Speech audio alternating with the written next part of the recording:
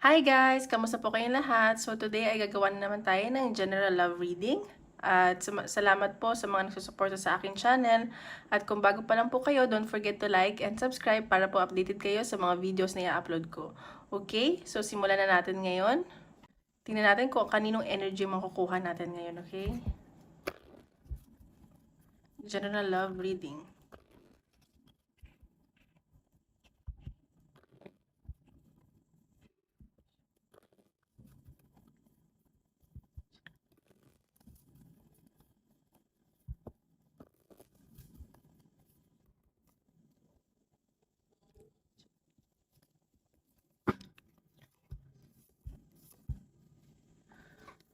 Oh, ba't ganito yung energy niya? Okay, sa nakikita ko dito, siguro magkalayo kayo ng person mo, nami-miss niyo yung isa't isa, at nakikita ko parang karmic relationship kayo. At may anak din siguro kayo ng person mo. Ayan no, at magkalayo nga kayo at may nakikita akong travel din sa inyo. Ba't ganun? Parang ganun yung mga reading ngayon, magkalayo at about sa anak, ganyan. Ayan, may nakikita akong parang babalik or uuwi, ganun yung nasa sense ko. So, tingnan pa natin. Lipat natin dito. Sa love reading.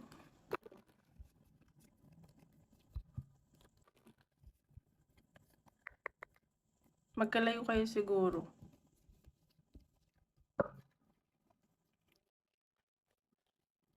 Pero mahal ka itong person mo eh. Tapos parang ikaw, ayaw mo nang makipag-usap. Parang napapagod ka. Siguro, ganyan. Ayun o, mag-ina din yan no.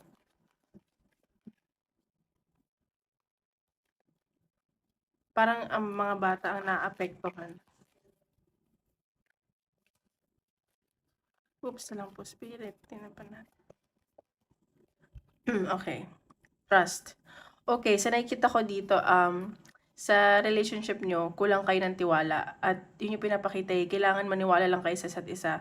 Kasi sa nakikita ko, isa sa inyo, parang may trust issues na eh. So, yun yung kailangan yung ayusin. At hindi ko naman sinasabi na i-trust mo agad. Kumbaga, sana i-earn ng person mo or ikaw yung trust. Kasi hindi naman basta-basta yan eh. Pag nasira na talaga yung tiwala, wala na. Ayan. So, mag-ano ka daw muna, magpahinga at i-relax mo yung sarili mo. At kung may nangyari man sa inyo, maniwala ka lang na maayos. Okay? So, tingnan natin yung energy ng person mo.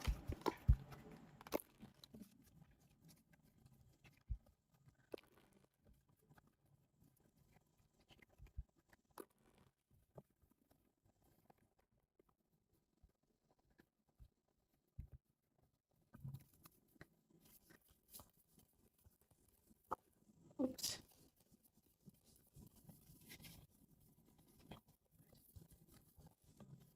Okay, endings. So, sa person mo, parang alam niya na may nangyaring ending sa inyo or may nangyaring ending at gusto niya talaga na ayusin to. May nakikita akong reconciliation, new beginning, pagdating sa inyo. Gusto niya talaga na magsimula kayo ulit. And nakikita ko na sincere siya. Alam mo yun? Parang ang dami niyang ideas and gusto niya makipag-usap sa'yo ng maayos. Ganon. Siguro may nag-end talaga. Ayan no. So, nakikita ko dito, nakikita ko kasi dito, yung ending na nangyari sa inyo, it's out of jealousness and possessiveness. And siguro yung security din, kaya parang lack of security, kaya umabot sa point na nagsiselos, ganyan. Siguro ito yung person mo, masyadong seloso or selosa. Or ikaw to. See? So, ang nakikita ko dito, gusto talaga niya ng new beginning at new path. And parang sa ngayon, nagiging optimistic na lang siya dun sa situation nyo. Nagiging positive siya na magiging maayos pa. Ganyan. Siguro ano lang to, ano lang siya ng time. Okay? So, tingnan pa natin.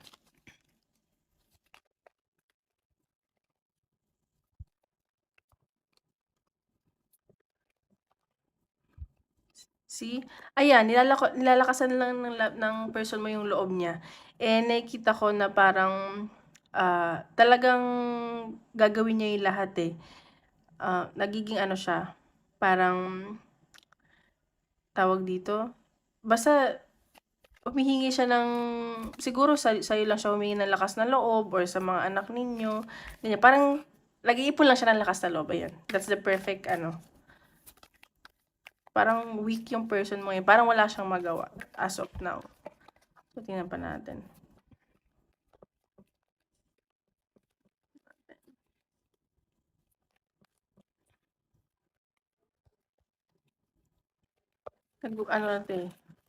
Nag-iipon ng lakas ng loob. Siguro wala pa siyang resources, ganyan. See, ayan, may nakikita akong abundance sa inyo ng person mo. At sa energy niya, nakikita ko na ikaw na talaga yung na ano niyo mapapangasawa or makakasama habang buhay. Tsaka may paparating na abundance sa inyo. Siguro itong person mo, nag-work hard talaga siya or may inaantay siyang pera. Basta marami siyang ngayon, siguro nagpa-part-time, ganyan. Basta ang din nito, ang pinoproblema din kasi niya yung financially. Sa nakikita ko naman ay magagampanan niya naman yun. Parang nag-iisip siya ng mga new ideas, naging creative siya para mag-produce siya ng para sa inyo, ganyan. So, ayun yung nasa sense ko. May paparating na abundance sa inyo. See? So, ayan. So, nakikita ko, yung mga pinaghirapan ng person mo ay aanihin niya na yun. Hindi lang yun para sa kanya, kundi para sa inyo. May mga rewards na paparating sa kanya at siguro sa work to. Ayan. Kung naging mailap yung kaperahan niya ngayon, okay na.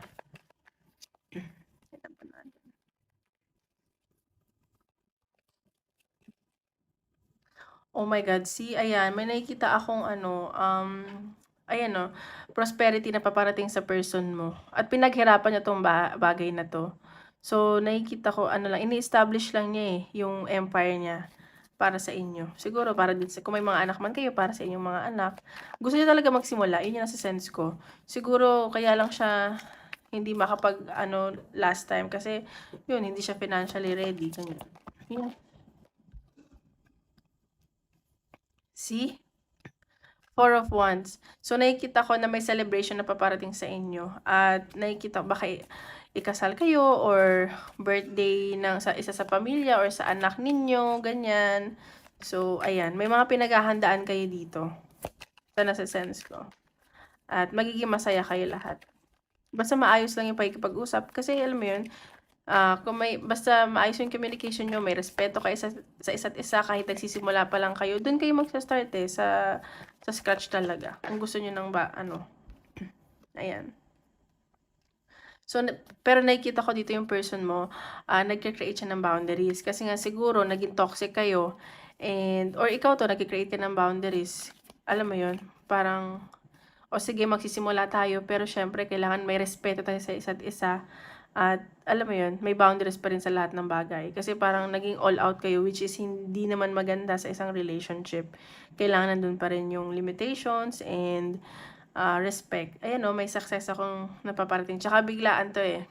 Baka yung pag-aayos nyo, biglaan yung mangyayari.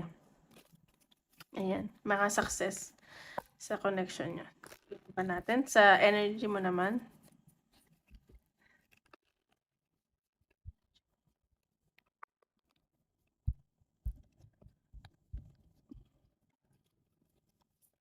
Oops.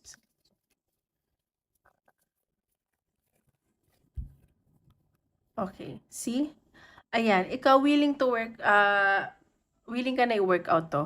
At nakikita ko kahit na pinag-uusapan ka ng, may mga nag-gossip sa'yo, kahit pinag-uusapan ka na parang, ano ba yung taong to, ganyan-ganyan, bakit pababalik dyan, ganyan, wala kang pakialam dun eh. Nakikita ko na,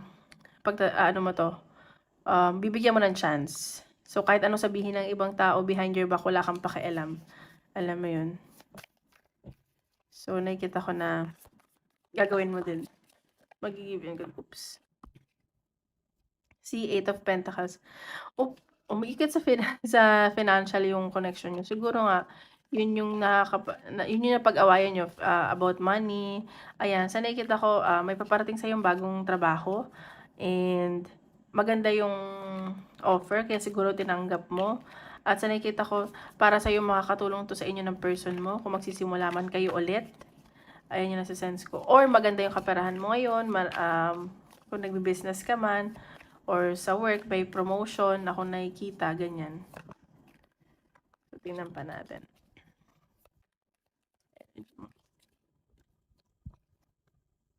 See? Ayan no, mahal na mahal mo yung person mo. Siya talaga yung gusto mo na makasama habang buhay.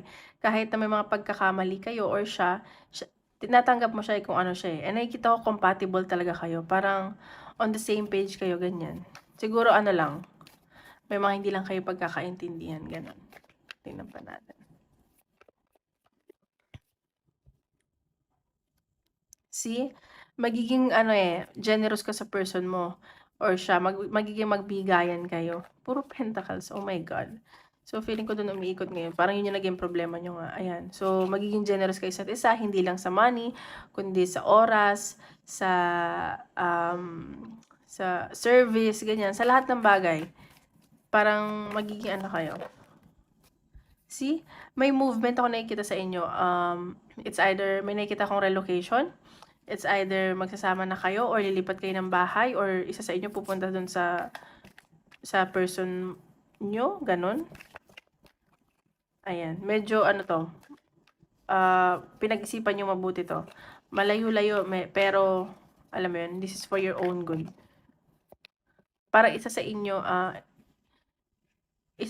parang mas malakas yung loob, kaya ipopost nyo tong relocation. Ganyan sa sense ko. See? So, nakikita ko dito, merong tawag dito, new beginning nga na paparating. Like, kung dati sobrang down ninyo, ngayon, magsisimula kayo ulit. At maganda yung nakikita kong panimula na mangyari sa inyo. May swerteng paparating sa inyo. Siguro may mga tutulong sa inyo, ganyan. Baka ito na yung perfect timing para ayusin yung relationship mo. Ayan o, Wheel of Fortune. Parang umikot na yung mundo. Ayan, 7 of Wands. So, sa nakikita ko, sa part mo, maraming tukso. At nakikita ko, hindi ka naman papatukso dun eh. Alam mo naman sa sarili mo na kung ano yung gusto mo.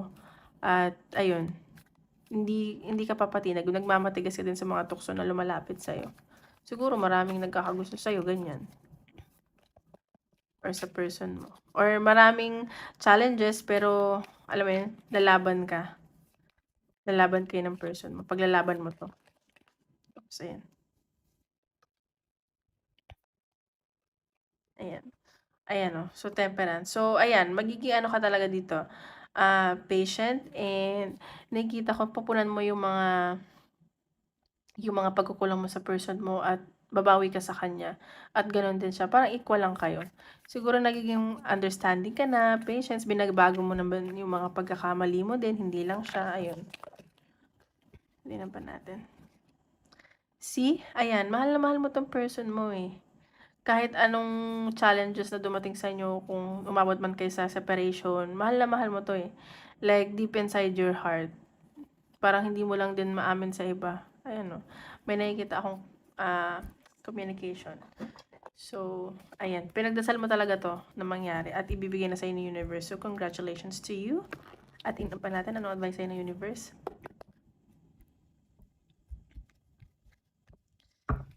Yan natin.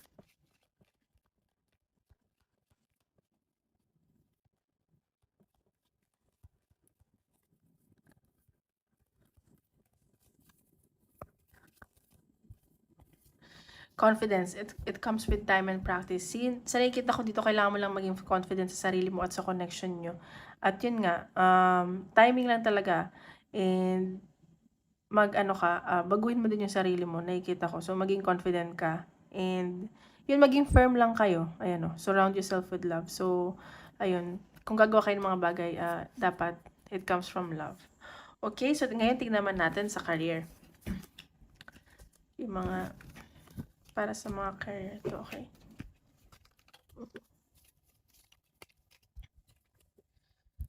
Tingnan natin career.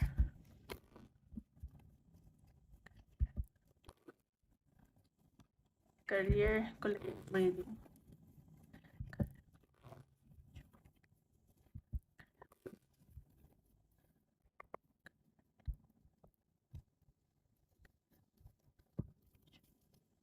Ay,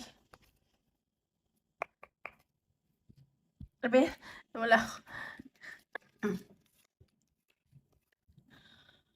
Okay. So, nakikita ko dito sa career, may nakikita ko na aayusin ka mga papers at bago pa lang 'to, siguro i-o-offer pa lang sa'yo at magdadalawang isip ka and sa nakikita ko may travel ako nakikita at maganda yung kaperahan dito. And mag-ingat ka lang kasi maraming taong maiinggit sa'yo dun or naiinggit sa'yo. Ayan. So, parang bago 'to, eh, simula lang, ganyan. At kung hindi naman, may nakikita ko na mga ayusin kang papeles diyan sa work niyo at ayun, mag-ingat ka lang kasi baka na-involve ka sa tsismis kasi maraming taong inggit sa'yo, ganyan. Okay? So, mas bata sa'yo yung nakikita ko. So, tingnan pa natin.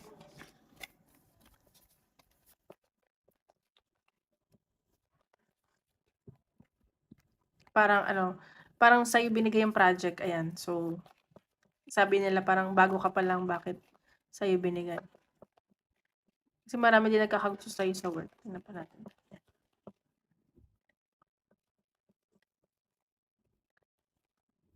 Ayan. So, ayan, mantra. So, nakikita ko dito, mag-relax ka lang. So, wag mo daw masyadong isipin. Kung ikaw lang mag-isa dyan, alam mo yun, hindi mo kailangan ng maraming friends.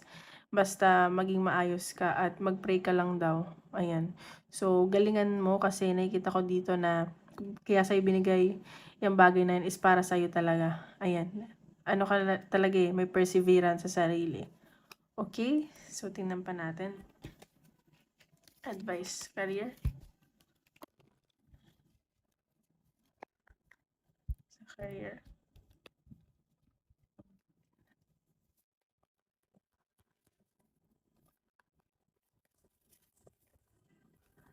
Ayan, talking shelter, the answers are within. So, ayan, kung nahihirapan ka or bago pa lang 'tong gagawin mo, wag kang, tawag dito, nasa sa'yo din naman yung sagot daw niyan, eh, at magagawa mo rin daw 'yan. Ayan, wandering path. Siguro i-enjoy mo lang din yung gagawin mo, yung journey mo diyan sa work mo or kung may bago kang, work. So, ayan, yun yung sinasabi dito. Wag ka daw masyadong mag-alala.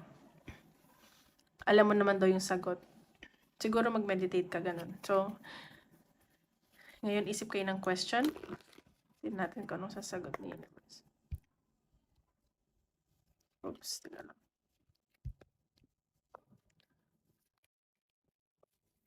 Isip kayo ng question.